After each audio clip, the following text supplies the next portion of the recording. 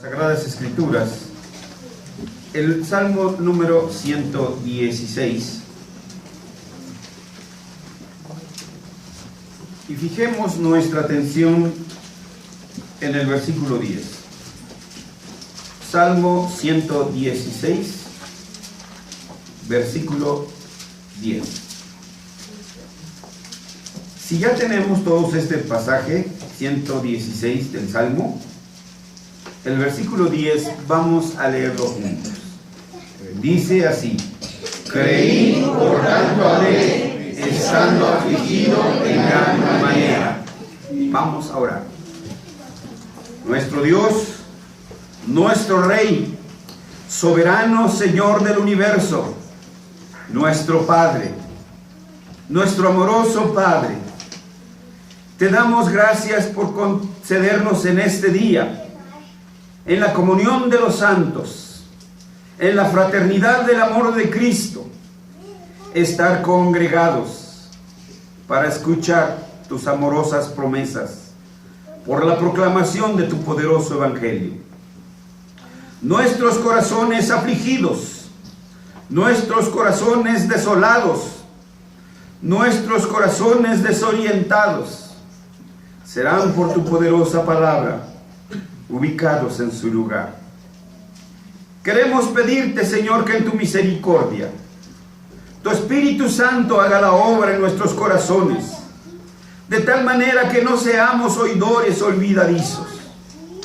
Abre con nuestros corazones para que con sinceridad inclinemos nuestras vidas y nuestros oídos y digamos: Señor, habla, que tus siervos escuchan. Habla, Señor, conforme a las rudezas de nuestro entendimiento. Quebranta nuestros corazones y hazlos dúctiles y maleables, para que seamos sensibles a tu llamado, seamos sensibles a la exhortación y seamos sensibles al consuelo que por tus promesas nos darás. Te pedimos, pues, que tu Espíritu Santo haga esta obra en nuestros corazones, en el nombre de Cristo Jesús. Amén. La historia de la iglesia neotestamentaria, como muchos de ustedes lo saben, comienza después de la partida de nuestro Señor Jesucristo a su lugar, nuevamente a la diestra del Padre, como dice nuestro credo, el credo de los apóstoles. Pero su promesa fue: me voy, pero no los dejo solos. Enviaré el Consolador. Él tomará de lo mío. Él les enseñará. Y el Espíritu Santo guió a los apóstoles. Y con la palabra de Dios y el Evangelio que poco a poco iba surgiendo, los escritos del Evangelio, quedó establecida la iglesia apostólica entre el año 33 y el año 100. No fue fácil, porque hubo persecuciones de parte de quienes se supone que conocían la palabra de Dios: los fariseos, los escribas, los que eran líderes, los que eran padres de la iglesia. Y en lugar de acogerlos, los persiguen. No en vano decía Pablo: perseguidos, pero no desamparados; derribados, pero no destruidos. La iglesia del Señor siempre ha sido perseguida por aquellos radicalistas. Viene después la era patrística, del año 100 hasta el año 500, cuando todos los apóstoles son llamados al Señor, y aquellos que fueron instruidos a los pies de estos apóstoles, como Policarpo, como San Ambrosio, como San Juan Crisóstomo, tomaron estas enseñanzas apostólicas y entonces la llevaron al pueblo y continuaron con la obra. A este periodo se le conoce como a la iglesia patrística. Tristemente, de afuera también seguía empujando el humanismo, el platonismo, el aristotelianismo, las filosofías griegas, las filosofías paganas, poco a poco se fueron introduciendo dentro de la iglesia. Y lamentablemente, no fueron pocos los líderes que se fueron alejando de la autoridad de las Escrituras, de la fidelidad hacia las Escrituras. Y entonces, lo que sucedió, que extrañas filosofías empezaron a entrar dentro de la iglesia. La iglesia se convulsionó, de tal manera que por el año 1030 y tantos, viene el primer gran cisma de la iglesia. La iglesia que hasta entonces había sido conocida como católica, ahora se desgaja en dos. Una parte queda en Oriente y dice, nosotros somos los católicos. Otra parte queda en Occidente y dice, nosotros somos los católicos. Ambos se proclamaban católicos. Pero entonces la iglesia de Oriente dice, nosotros somos los católicos ortodoxos. Se proclama el Occidente y dice, nosotros somos los católicos romanos. Pues si no eres católico ortodoxo, te excomulgo, y los excomulgaron. Pues si no eres católico romano, te excomulgo, y los excomulgaron. Y entonces hubo excomuniones mutuas. Y así, la iglesia de Occidente, la iglesia católico romana de Occidente, por tener su sede ahí, continúa su camino. Pero todavía pasaron 500 años más, en los que las filosofías paganas todavía se apresaron más a la iglesia, hasta que finalmente Aristóteles fue huésped de honor en las doctrinas cristianas. Tomás de Aquino mezcló las enseñanzas de las Escrituras con las filosofías de Aristóteles, y así surgió entonces una visión dicotómica del universo, una visión dicotómica de la misión del hombre. Pero el Señor levantó hombres que volvieron a las Escrituras y que hicieron un llamado a la iglesia para que volviera a las Escrituras. El precio de muchos de ellos fue su vida.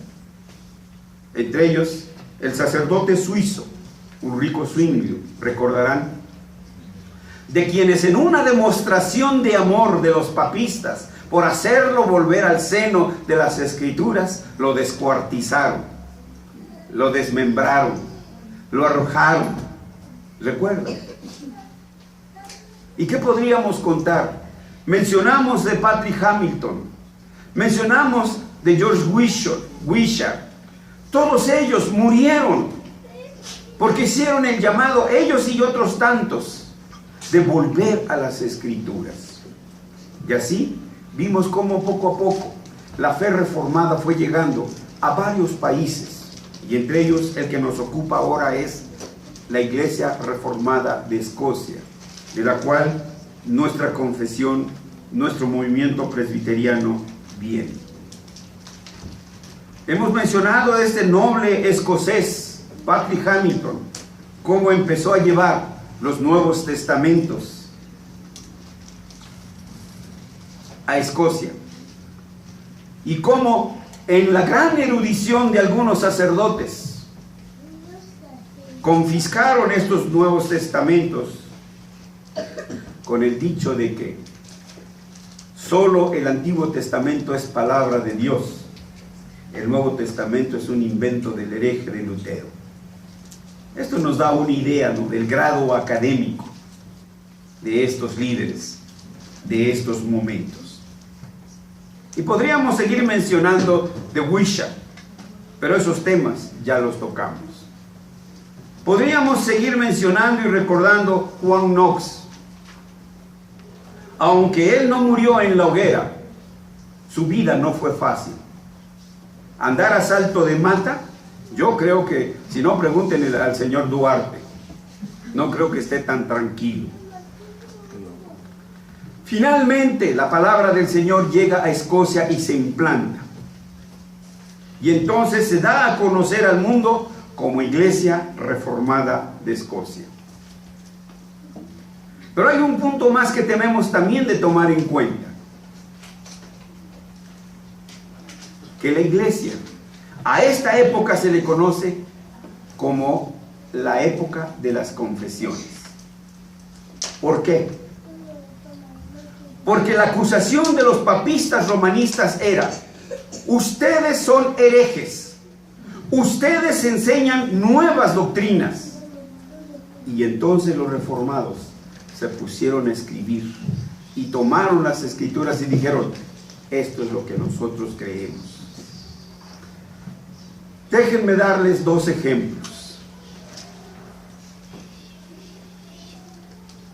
No es difícil, y lo triste es encontrarlo entre mismos hermanos evangélicos, que piensan que los catecismos son inventos de los papistas romanistas. No. Los catecismos comenzaron con los reformados. Fue Martín Lutero, 1527, cuando elabora el primer catecismo. Roma lo hizo 30 años después. Entonces fuimos nosotros los que nos preocupamos por nuestras juventudes, y por eso se empezaron a elaborar los catecismos. Y algunos hermanos dicen: eso no es bíblico. Pues no ha leído su Biblia. No ha leído su Biblia, porque la palabra catecismo está en las Escrituras. Son las palabras con las que se refiere Lucas a Teófilo, en las cuales tú has sido catequizado. Ahí está el término catecismo. Que la iglesia ya lo había abandonado, ese es otro punto. Pero déjenme darles otro ejemplo antes de entrar a este, que es el que nos ocupa hoy. Después del siglo XVIII se dice que nuestras vidas están divididas. Una es tu área religiosa y es tu área espiritual, tu área material, tu área secular. No existe tal división, porque lo que creemos lo llevamos en lo que hacemos. No hay nada que hagamos que no nos respalde nuestros presupuestos, nuestros credos, en aquello que nosotros creemos. Y no necesariamente tiene que ser el credo de los apóstoles, pero usted cree en algo, ese es su credo, esa es su religión, ese es su Dios, y eso lo aplica en su trabajo cotidiano. Esto trajo entonces divisiones políticas, y los emperadores, los reyes, veían que se les escapaba el poder de las manos. Carlos V veía que se le desgajaba su imperio, y entonces, en un intento de reunirlos nuevamente, entonces les dice a los papistas: tráiganme por escrito aquí y díganme en qué cosa creen. Y les dijo a los luteranos: tráiganme por escrito aquí y díganme en qué cosa creen. Y los citó para determinada fecha: vengan aquí. Y entonces fue en Habsburgo, se les llamaba dietas o concilios. Y en esa dieta de Habsburgo, los reformados de Alemania presentaron lo que se llamó la Confesión de Fe de Habsburgo. Pusieron por escrito: esto es lo que yo creo, sustentado por las Sagradas Escrituras. 1530. Y así le siguieron otras confesiones. De manera que en Escocia, porque había la misma acusación: ustedes son herejes y enseñan nuevas doctrinas. Y entonces ellos se veían en la necesidad de escribir. El salmo que estamos leyendo dice: creí, por tanto hablé. El que cree habla, el que confiesa no se queda calladito, ¿sí? Habla, dice en lo que cree. De manera que Escocia también, igual el parlamento se veía el reino dividido. Acuérdense, María, y acuérdense la parte sur, Inglaterra, Escocia e Inglaterra, y entonces veían la división del imperio. En un esfuerzo por unirlos, entonces el parlamento convoca a los líderes de la Reforma Escocesa para que hagan una confesión. Tómese nota. Fueron los políticos los que convocaron. En Alemania fue Carlos V. En Inglaterra fue el Parlamento con los puritanos. En Escocia también es el Parlamento. Los cristianos solo tuvieron que defenderse, solo tuvieron que poner por escrito lo que el Estado les estaba ordenando.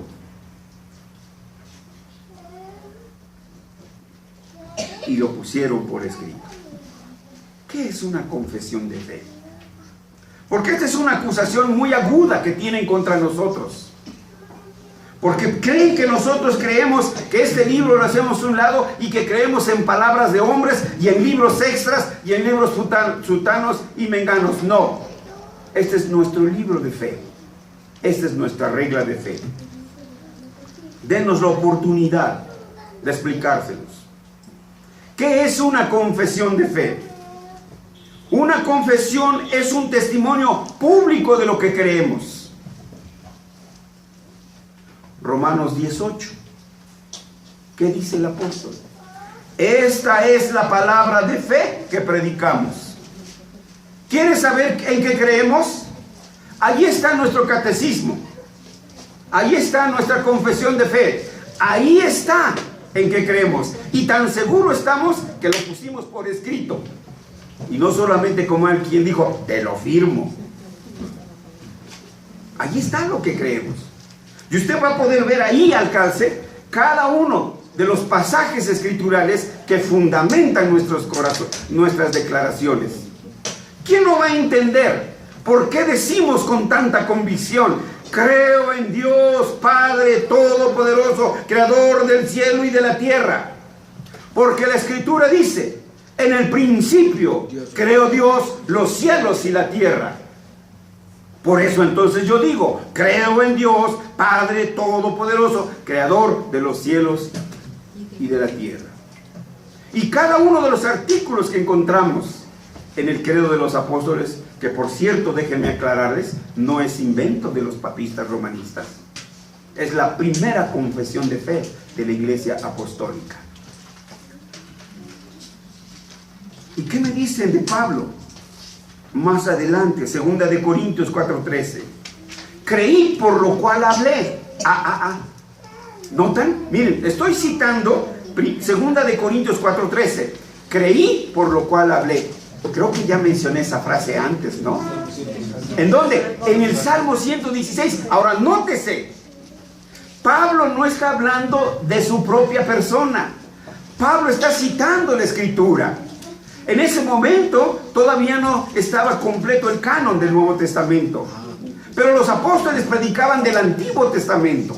Quiero imaginarme que Pablo les dice: abran el Salmo 116 y en el versículo 10, bueno, todavía no estaba ni capitulado ni versiculado, pero ¿sabes? Citó la Escritura. Pablo lo único que está haciendo es citar la Escritura. Creí, por lo cual hablé. Por eso podemos decir que una confesión de fe es también un testimonio escrito de la iglesia para conocimiento público. Una confesión de fe es un testimonio escrito de la iglesia para conocimiento público. Salmo 102 y 18, versículo 18, si alguien me ayudara, por favor. Salmo 102, versículo 18. Se escribirá esto para la generación venidera, y el pueblo que está por nacer alabará a Jehová. Las palabras se las lleva el viento. Si no tiene miedo, escríbalo. Porque si usted solo habla, al rato dice: no, yo no dije eso. Pero si lo pone por escrito, no, mira, chiquito, aquí está. Aquí está. Hay quienes dicen: Calvino se equivocó. Yo les pongo los dos libros. Aquí está. Dime primero dónde. No las ha leído. Segundo, mira, aquí está lo que Calvino hizo. Y él puede ser juzgado por lo que hizo. ¿con qué te juzgamos a ti? Si tú no has hecho nada. ¿Dónde está lo que has hecho? Apocalipsis dice que los bienaventurados, los que mueren en el Señor, de aquí en adelante, ¿sí? Porque sus obras, ahí está, con ellos siguen, ahí está lo que hicieron, pueden ser juzgados. Por eso entonces dice, se escribirá, es mandamiento del Señor que dejemos testimonio. Si ustedes ven el Pentateuco, ahí también está diciendo, no solamente los mandamientos, no solamente la ley, dice, escribe ordenamientos, escribe. Sigue también eso. Porque tenemos que dejar testimonio para nuestros jóvenes. Romanos 15:4. Esgrima. El primero que lo encuentre. Romanos 15:4. Porque las cosas que se escribieron antes para nuestra enseñanza se escribieron, a fin de que por la paciencia y la consolación de las Escrituras tengamos esperanza. Escribimos para enseñarle a nuestros hijos. Yo creo que algunos de ustedes han tenido la experiencia de eso que se llama, creo que sí, los intestados. ¿Mueren intestados? ¿Sí? ¿Qué problema le dejan a los hijos? ¿Sí? Porque nunca dijeron, esto es para esto, esto es para esto, es para el otro. Y ahí están los hijos agarrándose de la greña. Ese es el problema. Por eso los evangélicos ahora parecemos olla de grillos, cada uno creyendo una cosa, otro creyendo otra cosa, otro creyendo otra cosa, y somos un rompecabezas, hermanos, porque no hay unidad doctrinal, porque esto desapareció.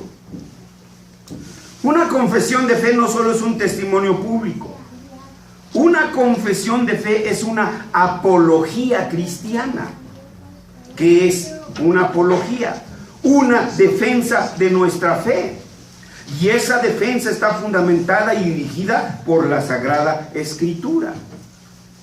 Brevemente quisiera mencionarles el testimonio de un líder cristiano. No recuerdo su nombre. Su apellido es de la Vega, oriundo de Real del Monte Hidalgo. Dice que una vez vio pasar una señorita muy bonita. Las cristianas están muy bonitas. Si no, pregúntenle a los muchachos. Que le impactó, que le llamó, dice, esta no se me escapa. Y ahí va atrás de ella, ¿no? Ahí va atrás de ella, y oh, desilusión, que la ve entrar a un templo evangélico, un templo protestante, como les dicen. Pero le había impactado que al siguiente domingo, ahí va. Y al siguiente domingo, ahí va, porque le había llamado a la atención la chamaca. Pero ¿sabe? Él en su testimonio dice, ¿por qué no entraba? Es que dice que allí adoran a un chivo con unos cuernotes muy grandes y los ponen allí en la mesa y ahí lo adoran. Así que él llegaba hasta la puerta y pues no, yo de aquí me regreso, no me ven a agarrar a mí de chivo. Hasta que un día era tanta la pasión que sentía por esa muchacha, ahora es su esposa, ¿sí? Por esa muchacha, que entonces se atreve poco a poquito y se asoma y anda buscando el chivo. No había chivo. Es que a veces es por ignorancia, hermanos. Es solo por ignorancia. Por eso es una confesión, es una apología de fe, una defensa de nuestra fe. Esto es lo que creemos. Muchos creen que somos herejes. Hay quien dice que hasta pateamos a la Virgen María. ¿Cómo, hermanos? Si es el vaso donde vino nuestro Señor Jesucristo. Imposible, hermanos. Pero al mismo tiempo, una confesión es un prolegómeno para la instrucción en la doctrina de la fe reformada. Los que van a hacer hoy su profesión de fe, no los manipulamos, no les lavamos el coco, los invitamos y les dijimos, miren, aquí está lo que nosotros creemos. Cuando ustedes terminen, volvemos a platicar. Les volvimos a entrevistar cuando terminaron. No les daba ningún compromiso de quedarse con nosotros. Ahora que ustedes conocen en qué creemos, ahora los invitamos para que se hagan miembros de nuestra iglesia. Pero es decisión de ustedes. Pero hasta que nos conocieron, esa es la prolegómena. Una introducción en la instrucción cristiana de la fe reformada. Por eso, debemos de entender claramente el propósito de una confesión. El propósito de una confesión es marcar, diseminar y preservar la sana doctrina emanada de las Escrituras. 2. Para discernir, una confesión sirve para discernir entre la verdad proclamada en una confesión fundamentada en la Escritura y los nocivos comentarios de los falsos profetas. En 1517 no fueron pocos los grupos radicalistas que aprovecharon el burro. Dicen, si no ven burro ensillado no se les antoja viaje. Viendo el burro ensillado, entonces que se trepan ahí los anabaptistas, los cátaros, y etcétera, un montón de grupos radicalistas. Y entonces, pues nos confundían, como hoy todavía nos siguen confundiendo con los grupos heréticos.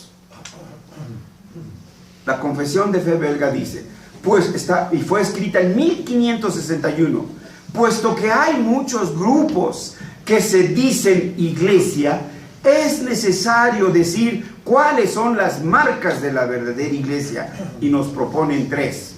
Las marcas de la verdadera iglesia son la predicación pura del Evangelio, la fiel administración de los sacramentos tal y como los instituyó Cristo, y 3, la fiel aplicación de la disciplina. ¿Sí? La disciplina, hermanos. Estas son las marcas. En una iglesia donde no hay disciplina, no puede tener las verdaderas marcas de una verdadera iglesia, hermanos. 3, para mantener la unidad doctrinal entre las iglesias que preservan las marcas de la verdadera iglesia. Por eso me propongo, no con detalles, sino a grandes rasgos, mencionarles cómo se gestó el desarrollo histórico de la confesión de fe escocesa. La confesión escocesa es una confesión escrita en 1560 por 6 líderes de la Reforma en Escocia. Esta confesión fue la primera norma de unidad confesional que unió a la Iglesia Reformada de Escocia, junto con 2 libros más, el libro de la disciplina. Aquí no se puede tolerar el pecado, tampoco se les quema con leña verde, por supuesto, y el libro del orden común. A estos 3 documentos se les considera un instrumento formativo de la Iglesia de Escocia durante este periodo de la Reforma. En agosto de 1560, el Parlamento de Escocia acordó reformar la religión del país. Para ello, fueron designados 6 ministros de la palabra para que elaboraran un documento que expresara la fe reformada de Escocia. Fueron nombrados John Knox, John Wimram, John Spurgeon, John Wilcock, John Douglas, John Rowe. Puros Jones, por eso se les llamó los 6 Juanes.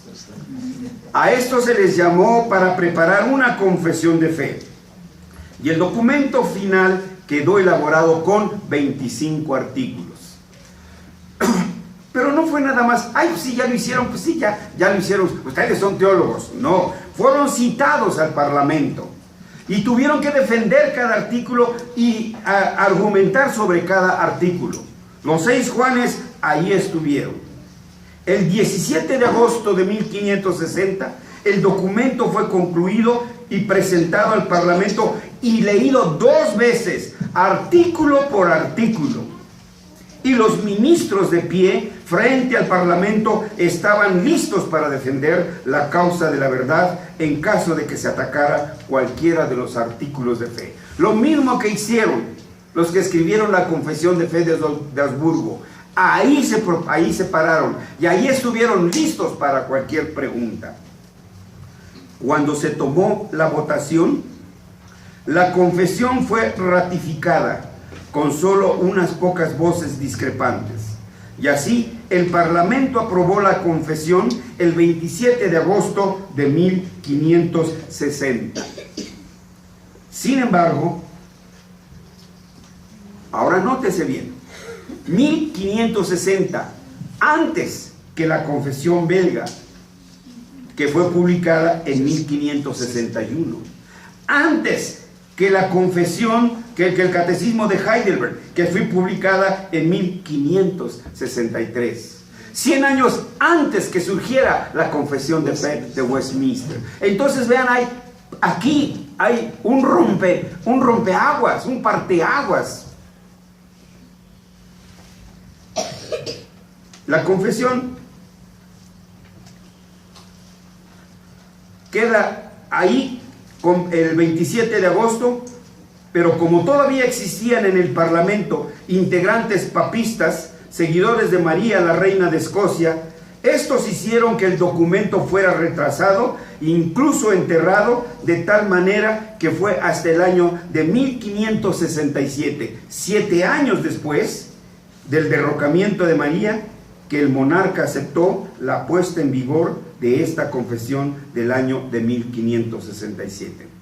¿Pero por qué el Parlamento, hermanos? Porque el Parlamento, el Estado, el gobierno dominaba la Iglesia. Fueron los reformados los primeros en proponer la separación de oficios. No fue el Estado, hermanos. No fue la Constitución de 1917. Fueron los mismos reformados, la misma Iglesia evangélica, quien entendió que una es la labor de la Iglesia y otra es la labor del gobierno.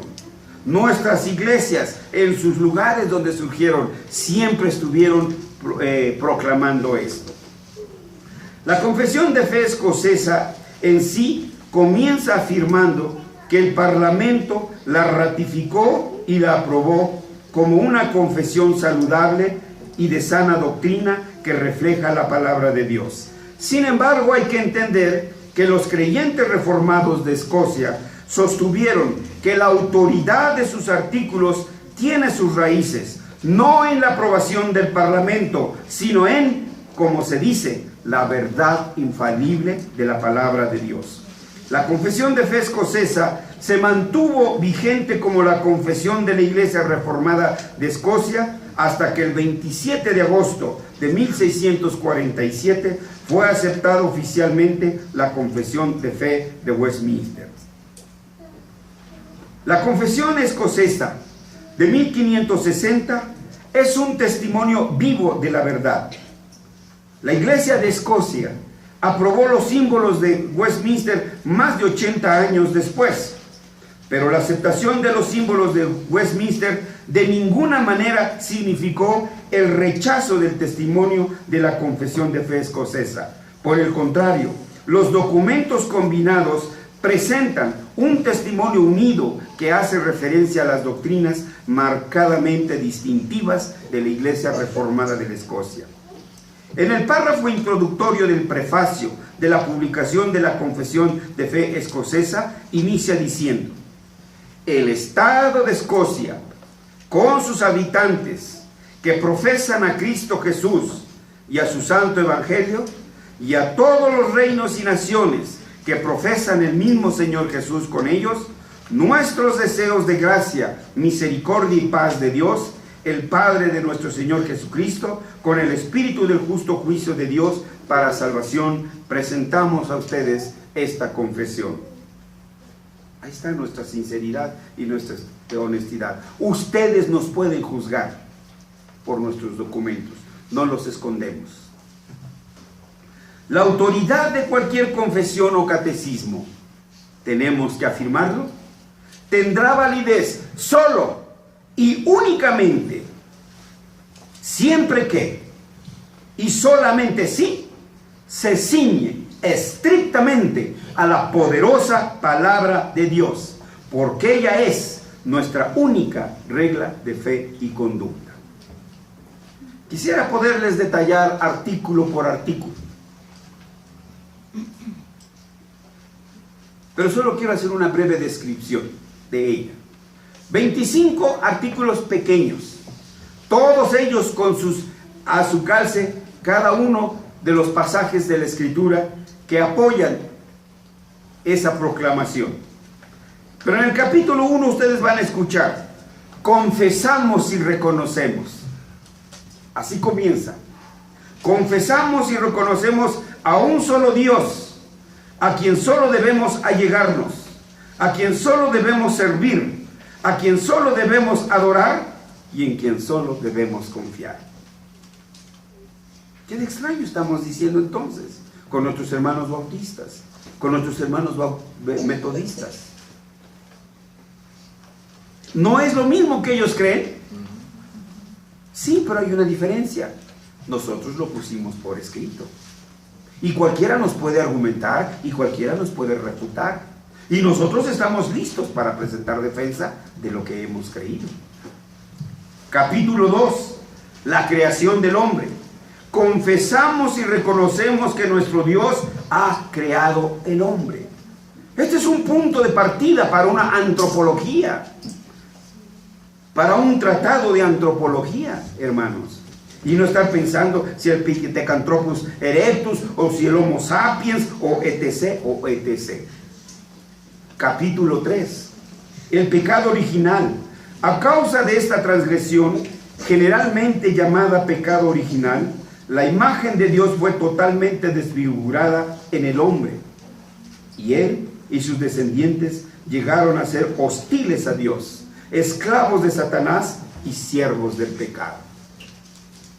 Capítulo 4. La revelación de la promesa. Creemos firmemente que Dios, después de la espantosa y horrible defección del hombre por su desobediencia, buscó a Adán de nuevo. Fue Dios quien buscó a Adán, no Adán quien buscó a Dios. Es Dios quien nos busca a nosotros. Es Dios quien va para nosotros. Perdonen mi franqueza, amigos y hermanos que nos visitan. Seamos honestos. De mutuo propio, ¿ustedes estuvieran aquí? Déjenme, les doy la respuesta: no. No, seamos honestos. No. ¿O quieren que les pregunte personalmente? No, ¿verdad? Pero Dios quería que hoy escucharan esto de nosotros. Y usó a sus ángeles para invitarlos. Esa es la providencia de Dios, quien va concatenando. No hay casualidades, no hay por fortuna. Es Dios quien controla todas y cada una de nuestras acciones, de tal manera que hoy usted conociera el Dios de las Escrituras. Capítulo 5 habla de la continuidad del crecimiento y la preservación de la iglesia.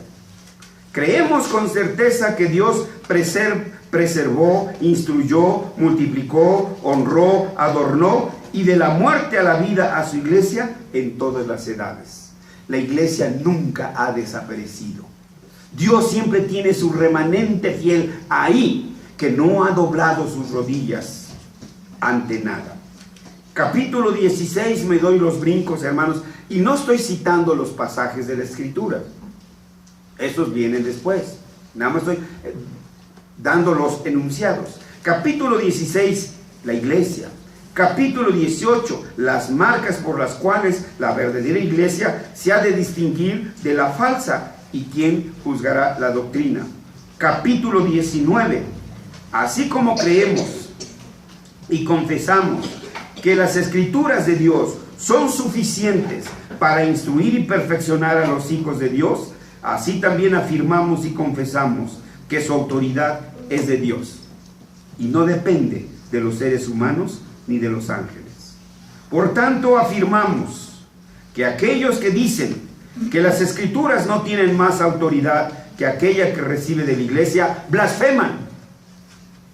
La autoridad no recibe autoridad de parte de la iglesia. Es la Biblia quien le da autoridad a la iglesia para hablar con denuedo. Blasfeman contra Dios e injurian a la verdadera iglesia, que siempre oye y obedece a la voz de su propio esposo y pastor, y no se atribuye el ser maestra o autoridad de las mismas. En total, decía, son 25 artículos de fe que la Iglesia Reformada de Escocia presentó al Parlamento como el sumario de sus doctrinas, como un testimonio de su fe. Hermanos del Mesías, allí está nuestro testimonio. Allí debemos de ir tantas veces cuanto queramos y podamos. Amigos y hermanos que nos visitan, estamos convencidos que lo que creemos puede ser sustentado, argumentado y fundamentado por la poderosa palabra de Dios. Le invitamos que los lea. Y si usted gusta que le contestemos, estamos en Amor Cristiano dispuestos a responderle sus preguntas. Quiero concluir con esto. Lo que quiero decir, hermanos y amigos que nos visitan, que nosotros lo que creemos lo escribimos para que pueda ser juzgado por el que quiera. Pero déjenme decirles, porque esta es otra acusación, que nos dicen que nosotros dependemos de otros escritos y no de las escrituras. Espérenme un poquito. ¿Somos evangélicos? Sí. ¿Somos bíblicos? Sí. ¿Usted cree que la Biblia es la palabra de Dios? Entonces acompáñeme solo a 2 o 3 versículos, porque no quiero aburrirlos y además no quiero despertar a los que ya están durmiendo. Lucas, por favor, hermanos, capítulo 1.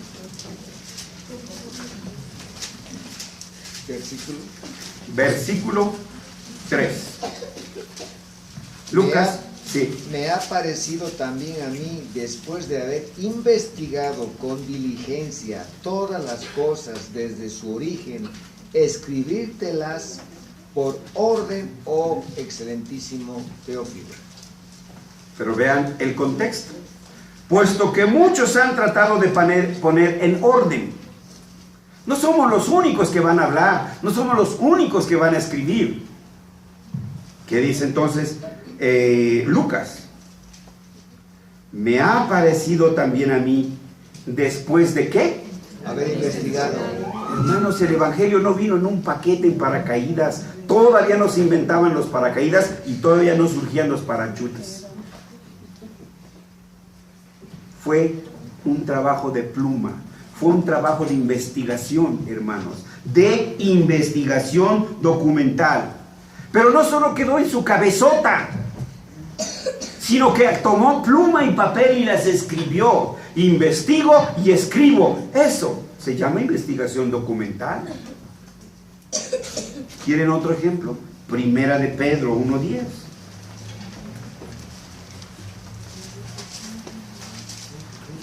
Primera de Pedro 1:10. Los profetas que profetizaron de la gracia destinada a vosotros inquirieron y diligentemente indagaron acerca de esta salvación. Está hablando de los profetas. La profecía, hermanos, no es una borrachera espiritual que pongo mis ojos como de borrego en agonía. Los profetas estudiaron, dice aquí, inquirieron, significa investigaron. También tomaron la pluma, también tomaron el papel y también escribieron. Y no solo escribieron, sino lo mandaron. Estas cartas fueron enviadas a la iglesia, después conservadas. Primero de Reyes, les prometo, es la última. Pero no es lo único que hay, ¿eh? Podría citarles una y otra, pero es la última. Primera de Reyes 11:41. Primer libro de los Reyes, capítulo 11, versículo ¿qué? 41. Por favor. En cuanto al resto de los asuntos de Salomón y todo lo que hizo y su sabiduría, ¿no están escritos en el libro de los asuntos de Salomón? Ahí está. otro libro. O sea que imagínense al escritor de Crónicas que fue a la biblioteca, libro de Salomón. Vamos a ver qué dijo Salomón. E hizo su ficha bibliográfica e hizo su ficha de trabajo. Aquí hay profesionistas. Saben lo que es hacer una tesis. Saben lo que es hacer un artículo, lo que es un ensayo. ¿No ese es el procedimiento?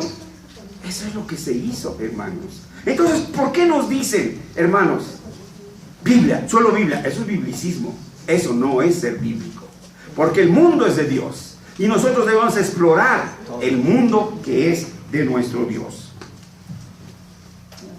Hermanos de Edipil Mesías, amigos y hermanos que nos visitan, nuestras doctrinas pueden ser juzgadas a la luz de las Escrituras. Sinceramente y en amor cristiano y por honestidad intelectual, los exhortamos y los invitamos a que nos investiguen. Y si en algún error estamos dispuestos a rectificar. Siempre, como dijo el doctor Martín Lutero, que me lo demuestren con las Escrituras. Me preguntaron, ¿te retractas? A menos de que me convenzan con las Escrituras, no me retracto. Aquí me paro. Dios me ayude. Fueron las palabras de el doctor Martín Lutero. Por tanto, hermanos, nuestra tarea es conocerlas. Nuestra tarea es enseñarlas. Nuestra tarea es difundirlas. Y si es preciso, defenderlas. Y si es preciso llegar al grado en que llegó Hamilton, o Hoss, o Wycliffe, por ellas, entregar la vida. Dios nos ayude a sostenernos en el testimonio de la iglesia que ha sido regada con la sangre de los mártires. El Señor dice, hermosa es a los ojos de Jehová la muerte de sus santos. Que la sangre que ellos vertieron para dejar por escrito en que creían